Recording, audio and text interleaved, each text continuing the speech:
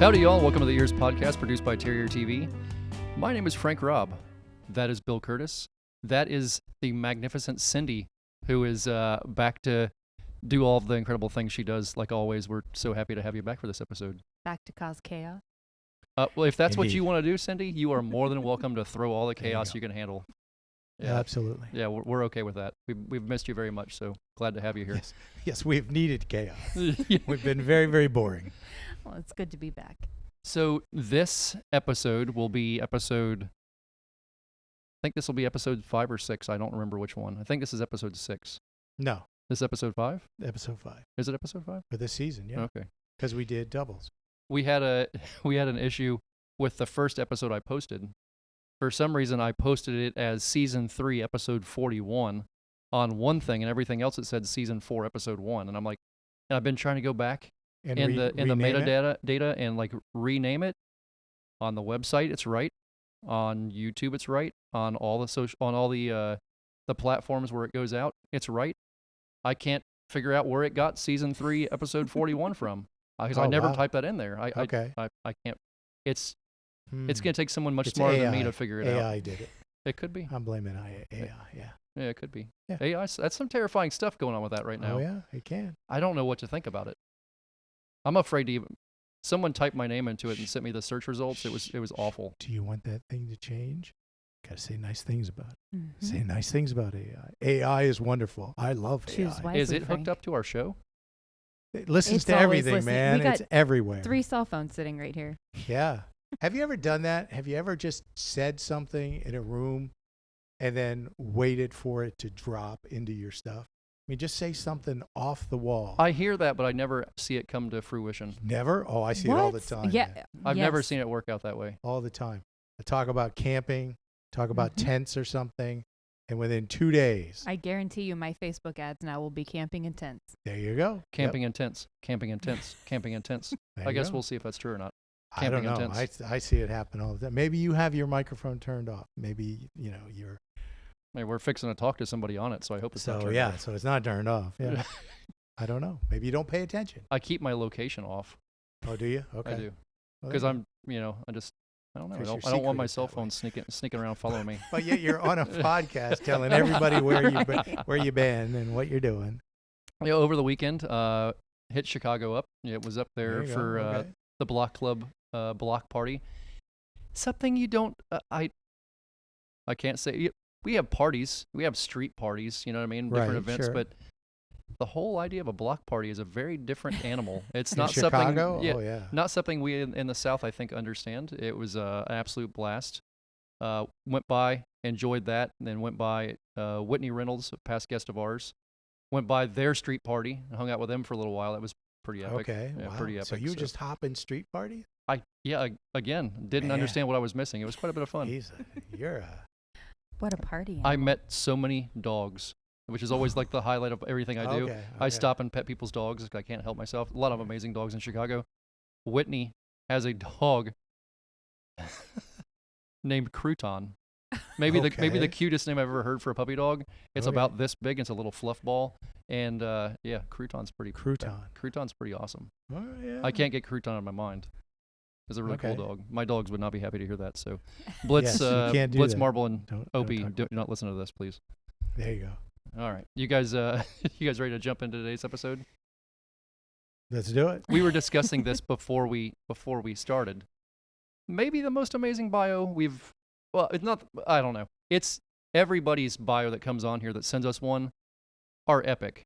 Right. It always makes me feel slightly worthless. Yes. Maybe just a little bit like, man, what have I done with my life? There you go. But yeah. I read them and I go, wow, I am an underachiever. I always think I have a pretty good one, and then I'll read some of these and go, man, okay, I got some I'm things to make up boring. for. I got some things to make up for. So today on the podcast, we are joined by Rob Carmichael. Rob, thank you so much for joining us. Oh, you're welcome. My pleasure. Usually his introductions are longer than that. He just throws it. Hey Rob, and how are you? He just does that. I didn't even have you unmuted. I'm sorry, dude. Sorry, Bill. It's all good. Okay, good.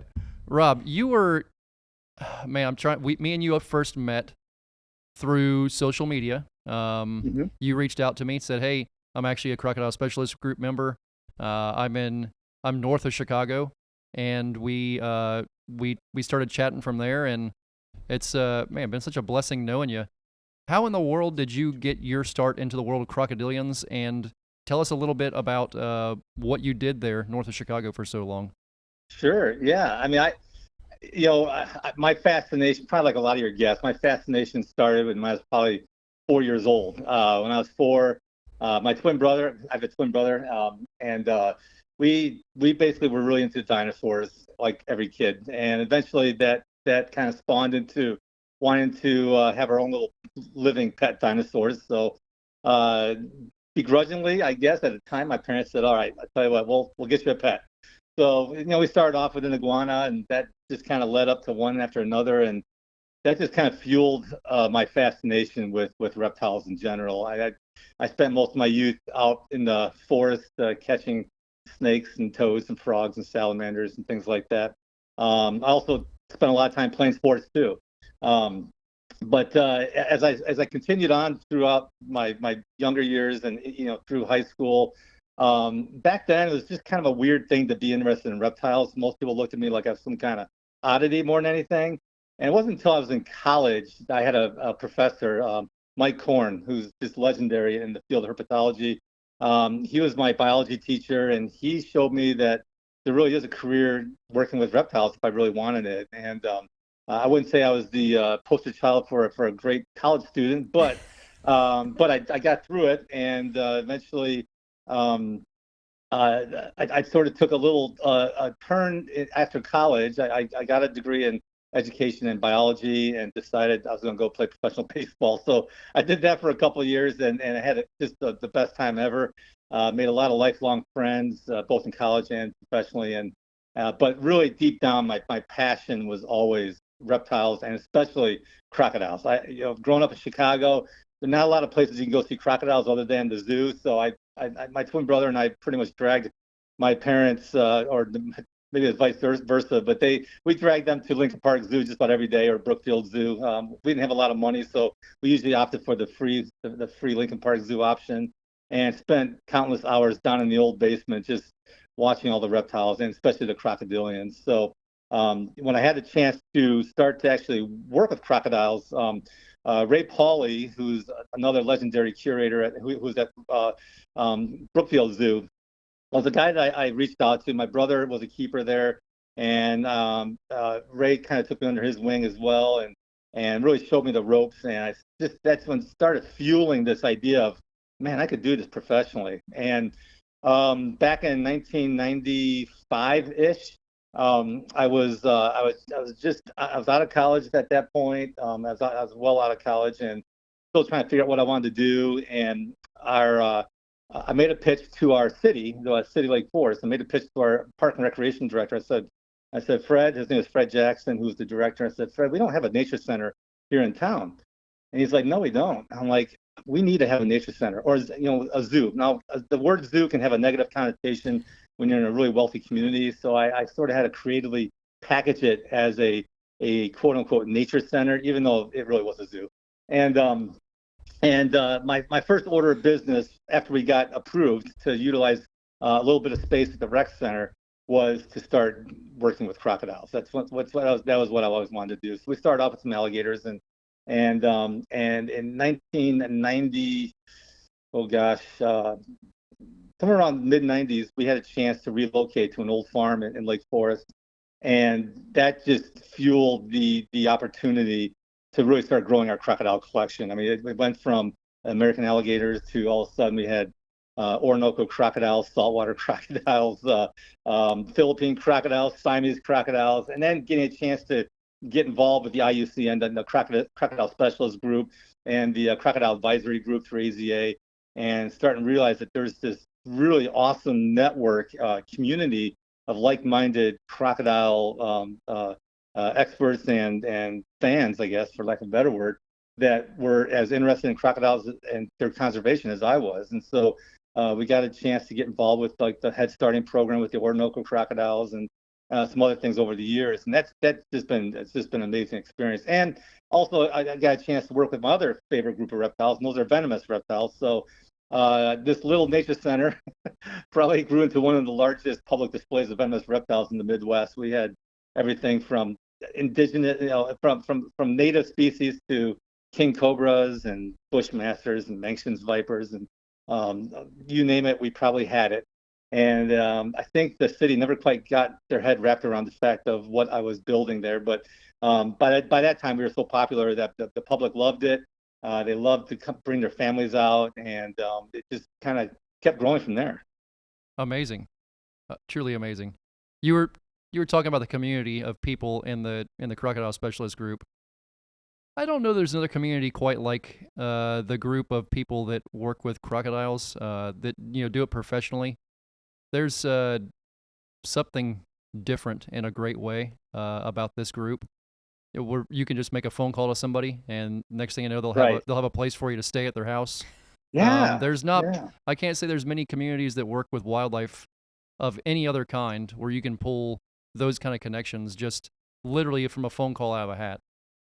Absolutely. Everyone that I've worked with or talked to have always been super open to sharing information. I know Dr. Mark Merchant, he's done some work at our nature center when he was doing some studies, and we were kind of like a one-stop shopping for him because he needed about 4 or 5 different species of crocodiles that we had. Louis Sigler down at the Dallas World Aquarium, he's always been just a fantastic guy to deal with. And and there's countless more that have just been really open. It really took me in when I first started, and never felt like I was not part of it. They always sort of brought me in, and even though we were sort of small potatoes compared to the really big zoos and facilities in the United States, people knew that we did things right. And I think as we created a good name for ourselves, we were able to get involved with some projects that only bigger zoos were able to get involved with. So it's just been a really kind of cool journey that we've had over the years.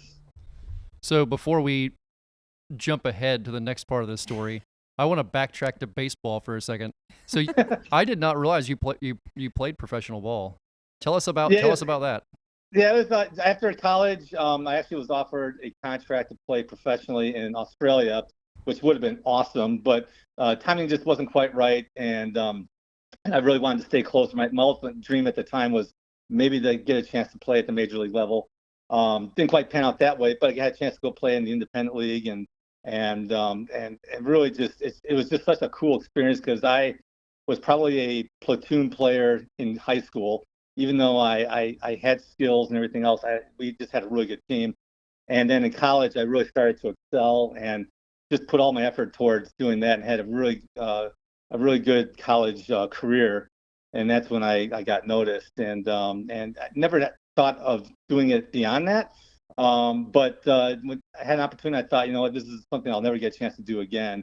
And so I took a little detour into that realm, and I love it. I've got one of my daughters is actually married to a Major League Baseball player now, so I get a chance to live through him now, live out my dreams. Yeah, when I see you guys posting about that, going to the games, and it's so neat.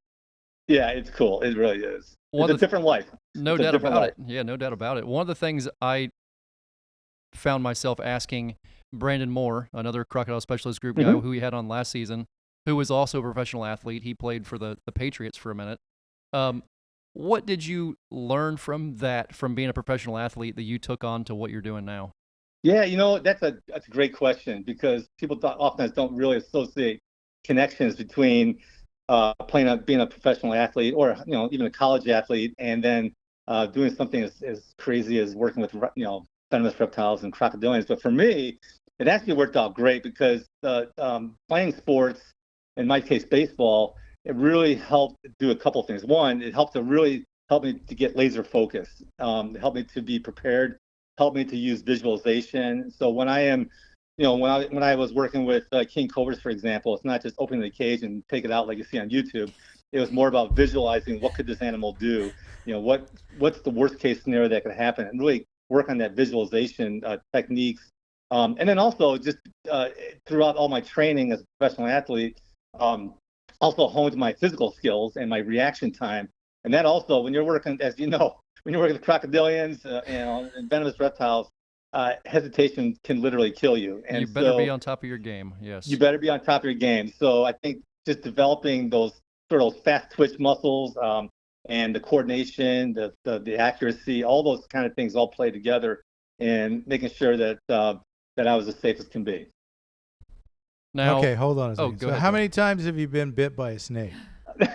I was hoping you weren't going to say that. So I took That's where I'm going. for many years. I took great pride in never getting bit by a venomous snake. In fact, I was one of those people that said anyone who gets bit by a venomous snake is a complete moron. Oh no, Well- you said that out loud? Hey, there's most of You us that work with challenged them the for a living universe. say things like that, but then you Yeah, there's yeah. there's exceptions to the rule. There's always exceptions to the Oh, rule. yeah. There is, and cockiness probably got the worst of me. And everything I preach when I do training for other zoos about how to responsibly take care of venomous and everything else, one day I basically broke about every rule. I was distracted. I was in a hurry.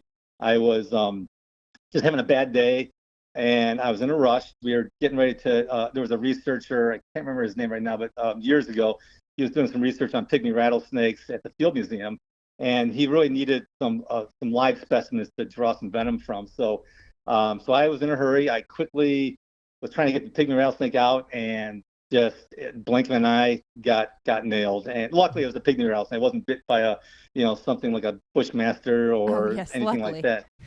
But I did find out that even a pygmy rattlesnake can give you a pretty darn good bite, and I was in the hospital for a day, and Make you sick as a luckily, dog.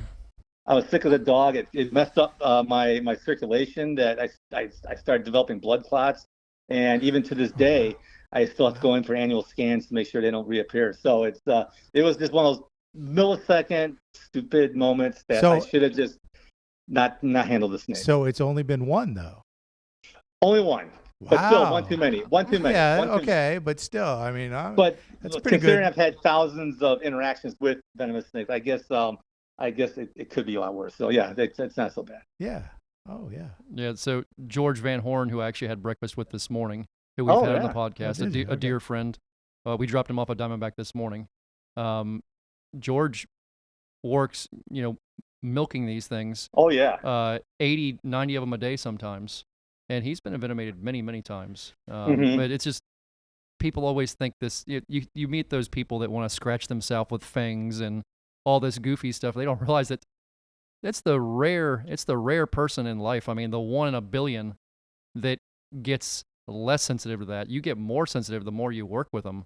Absolutely. Cleaning out cages, moving, all that stuff. You're getting those proteins in your skin. So if you do get Absolutely. envenomated, like Rob's saying he did, it's a lot worse than what a typical bite would be because you've been working around those proteins that are in your body just from touching that stuff. Oh wow. Absolutely. Yeah. Airborne. It could be in the substrate. It could be. I mean, I always took a lot of care in minimizing that, but yeah, it's there. So absolutely. Yeah, it's a real part of the science people don't understand sometimes. So, while that bite to you, never being around that stuff, might not be, it's still not gonna be great. Sure. Somebody who's spent their life working around those animals, it's gonna be a lot worse. It's gonna be Yeah. magnified maybe 5-10 times. Yeah, I would have never thought. I would have thought it was the opposite. You would be desensitized. And Now, Your body's primed for response. Yeah. Bill Haast at the Miami Serpentarium was the only person I've ever heard of that went the other direction on that. Right. Yeah, He was and a salt sticker. Yeah, he was the guy that could get envenomated by a king cobra and it'd make no difference. oh Yeah. wow. Yeah, I mean they actually used his blood for serum a few times. Wow. Yep. Okay. Yeah, he was one of those Interesting guys- individual. Yeah, he was he was actually one of those guys that in my earlier days was one of my, I don't know if I'd say inspirations, but certainly someone that I said, wow, what a cool job. This guy gets to work with king cobras. And I was much younger at the time. And he really was a very interesting guy. I think if he was around in today's day and age with YouTube and everything else, people might see him a little bit differently. But there's something Yeah. iconic about that man that just kind of transcended what most people are able to do today. Yeah, it's really cool that George carries on that legacy over there in St. Yeah, Cloud. George is a great example. Yeah, Yeah. absolutely. Cool dude. All right, so if we're gonna jump to the next part of this story, we have to let you talk about your wife a little bit and her aspirations and what you guys ended up doing from Chicago. Right. So about 2 years ago, I decided it was time to retire after about 38 years of running my facility and working for the city. My 2 daughters both live in Tennessee, and my youngest had her first child, and really needed help because when she was married to a man who is a Major League Baseball player who's traveling all the time, and she needed some help. And so she talked to my wife, and she's like, Mom, is there any chance you can retire early to come down and help me? And my wife, who's already been teaching at the public school level, 8th grade science for about 28 years, is like, yeah, I am ready. But don't have to ask me twice. Yeah, she jumped at it, and all of a sudden I'm like, what do I do now? And she's like, I don't know, but you're gonna have to figure it out. So I thought, you know what, it's time to retire. So I told the City Lake Forest. They were very disappointed because I'd made I was such a big part of their community. But they understood too. They knew I put my time in.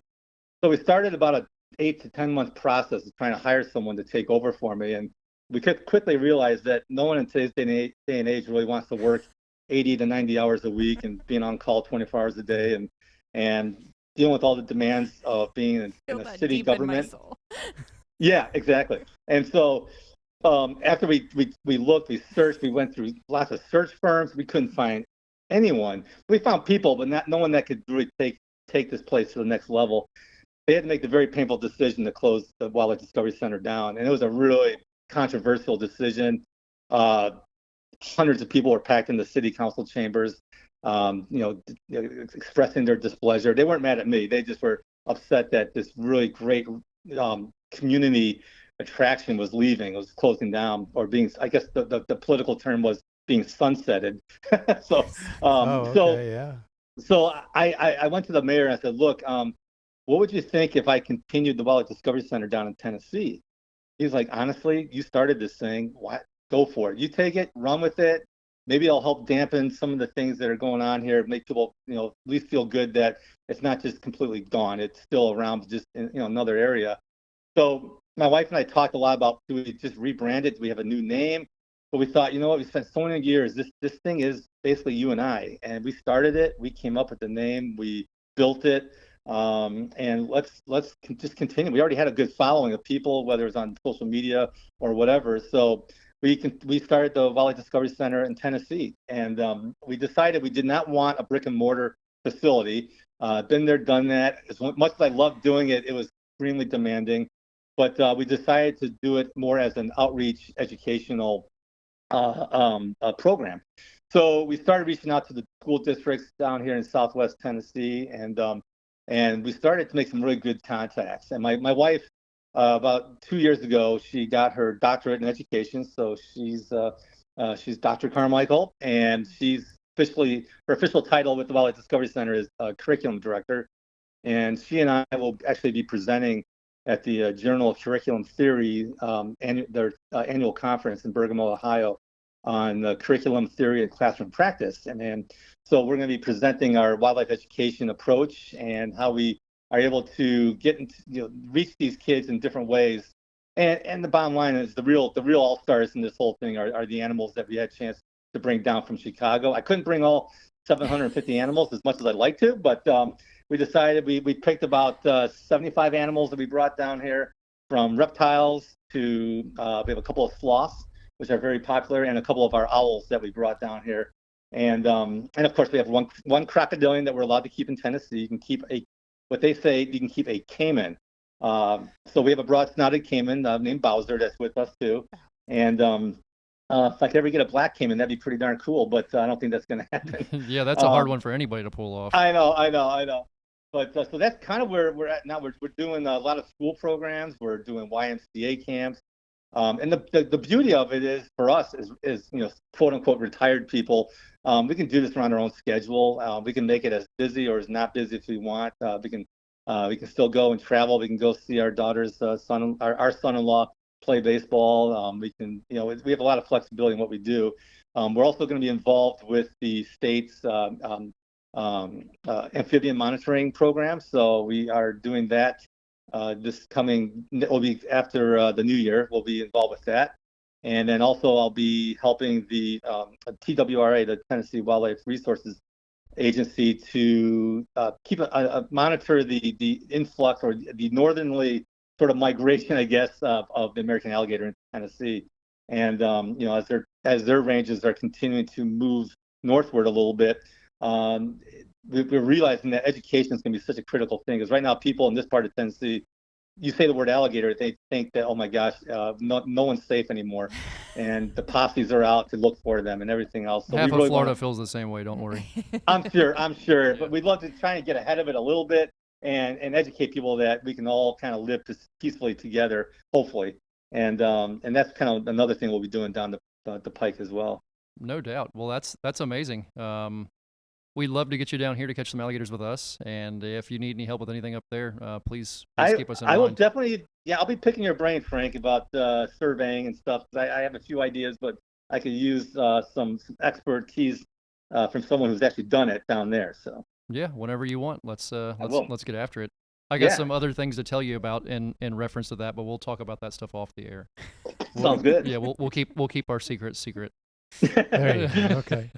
Rob, I really appreciate you taking the time. So if people want to go out and learn more about the Wildlife Discovery Center there in Tennessee, where can they find you guys? Social media or wherever else? Yeah, right now we're still working on the website, but they can catch us on Facebook. We have a real active page, so they just look up Wildlife Discovery Center. You'll find our Facebook page, and we try and put as much information on there as we can right now until we have our website up and running, which hopefully will be this fall. And we love talking wildlife with anyone, and we hope we can be a resource for people down here in this part of Tennessee and throughout all of Tennessee. We've really enjoyed the culture down here and really embracing it right now. Well, that's great. And you said something a while back that I thought was really neat. How your wife had helped you with your dreams, and now you're helping you. You guys are kind of on your own dream together, doing your own thing together. Yeah, I thought that was pretty inspirational. It's been awesome. I mean, she has. I could write a book on all the times that she's probably covered my rear end and funny stories, crazy stories, you name it, over the years. And she's never hesitated in helping, even when it comes to going in and grabbing a big Komodo dragon and risking her own life. So she's done a lot, and now it's my turn to try and help support her academic dreams with some of her academic and educational initiatives she's getting off the ground. Yeah, it's amazing. You were a huge blessing to us when we had an event there in Chicago a couple of years ago. You brought some animals out, and I can never thank you enough for that. It was really cool. We had a event at Revolution Brewing, and Rob brought out a crocodile and a bunch of really awesome critters, including an indigo snake, which used to be a common thing in Florida. It's something now that if you see one, you've pretty much hit the lottery. So that was amazing. I have to ask about my little buddy I used to see on Instagram all the time. Your otter. Yeah, he's we really wanted to bring him down here. I wish we could have, but we just at the time we were trying to figure out what we could and couldn't, what we could house responsibly, and so he's in a much better place with other otters and doing well. Great. Yeah, that was maybe the cutest thing I've ever seen on Instagram times 1,000. This otter jumping around and following you through the snow, and just every time you were doing something, he was there. I don't know. That was he was amazing. I mean, I took him for 3-mile hikes every day, and we'd go swimming, and like some of the movies you see. That was real life for us. So. No joke. And so, who does your son-in-law play for? He plays for the Cincinnati Reds. Sam Moll, Moll. Yeah. Okay. Awesome. What's he play? He is a middle reliever, kind of late inning reliever. So he's what they call a high leverage pitcher. So he usually comes in when the game's on the line. I hate watching that because I get nervous. But he's cool as a cucumber, and he loves that role. That's amazing. Yeah. Well, Rob, thank you so much for joining us. Of course. Man, we really appreciate your time. Appreciate all you're doing. Keep grinding, buddy. Really appreciate you. I will. Hey, thanks for all you guys do, and we'll be talking soon about alligators. Yep, you got it, buddy. Have a great afternoon, and thank you again. All right, guys. Take care. See you, bud. Bye. Okay, bye. Awesome fella. Oh yeah. Yeah. I didn't know about his professional baseball background until he sent that. Right. And I was like, wow. Okay, I didn't realize that. I had no idea. Very very neat stuff. But yeah. Again, that's just the story about him and his wife doing all this together all that time. That's a special relationship to be able to work with your significant other and work with them that long. And then things continue and decided, let's go do it again. Yeah, let's start all over. Well, and that she's a science educator, and that it comes together. 28 years. It's gotta ring a little bit true for you too. Yeah. Yep. That's a special breed of human being that can do anything for 28 years. Yeah. Yep. Yeah. Especially in the education world. Dear Lord. Oh, God bless it's you, Bill. a piece of cake. What are you talking about? There's no problem. When it's something you love doing, anything's a piece of cake. Yeah, I So- mean, somewhat. you always have challenges. Always have challenges. Yeah. Always. So, will you guys do anything interesting this weekend? Don't look at me. I pray I'm not doing anything. I need quiet. I need nothing No. interesting. So, last we talked, there were plans to fill in the koi pond. Did that ever happen? We got a little sidetracked by life. Is it possible that the pond is full and full of fish again? Oh, it's not full of fish. It is full of murky. There could be fish Well, underneath that. That's true. Can I drop fish in it? Not really sure. We almost had a gator in it the other. Oh, wow. What? Okay. Really? How did I miss this story? There was a gator in my neighbor's front yard. Like, I'm just scrolling on Facebook and I see in one of the local crime groups that TPD's on a call for a gator and they're going to put it on a leash, and I thought it was a joke. I've caught gators in that Right, neighborhood walking okay. before. I Yeah. walk outside to take out the trash. I'm like, oh, that was not a joke. Why is that gator on a leash? Why is that officer walking the gator to the car? What? He's walking the gator to the car, man. Come on. Oh, my garage. Not the strangest thing I've seen in my neighborhood. Titusville PD. But oh, no, Lord. it's not filled in. I've made no progress. Nothing has changed. Well, No? Oh, well. Life happened instead. it's true. Yeah. Well, if you want help, let me know. If you want help filling it up with fish, let me know. I'll help you out too. Fish or maybe random other interesting reptiles or amphibians. Yes. Yeah. She wants an alligator. That's wants you- yeah. I've wanted See? one. So, I know. yeah. But you just didn't want to say it, I did you? didn't. I think it'd be cool to fill it Didn't full of want to like be a bother. different Yes. kinds of banded water snakes, Ah, and then just watch them work. right. You can just sit in the backyard and just watch them catch fish and do things. That's a terrible thing to say to Cindy. She just came back, and you're doing that. You didn't miss me at all. You I- can't. we missed you can't terribly. Do that. We missed you terribly. He's Talk saying about that because snakes. there was a day that I was convinced the snake in my pond was a water moccasin, and he was over and over going, "It's a banded water. It's not. It is not a it's not." BWS. And I was like, "But you don't know. BWS. I didn't get a clear picture." Yes, you did. I don't need you to get a picture. I know it's not. Oh, So, Lord. Well, if you think it is, then isn't it? Yes. Come on. That's how it works. Yes. I mean, yeah. It's Come an on, interesting think about argument. It's an interesting argument. I can see where you're coming from. Yeah. All right. Thank you all for tuning into the EEARSS Podcast, produced here at Terrier TV. We are actively looking for sponsors for our program. So if you're interested in getting your name out to an approximate 3,500 to 5,500 listeners a week, maybe we're your people. It's possible. I could be your people. Cindy could be your people. Bill could be your people. We could be your people over here at the EEARSS Podcast. Yes, exactly. Thank you all for tuning in to our podcast, and we really look forward to catching you all next week. Bye-bye.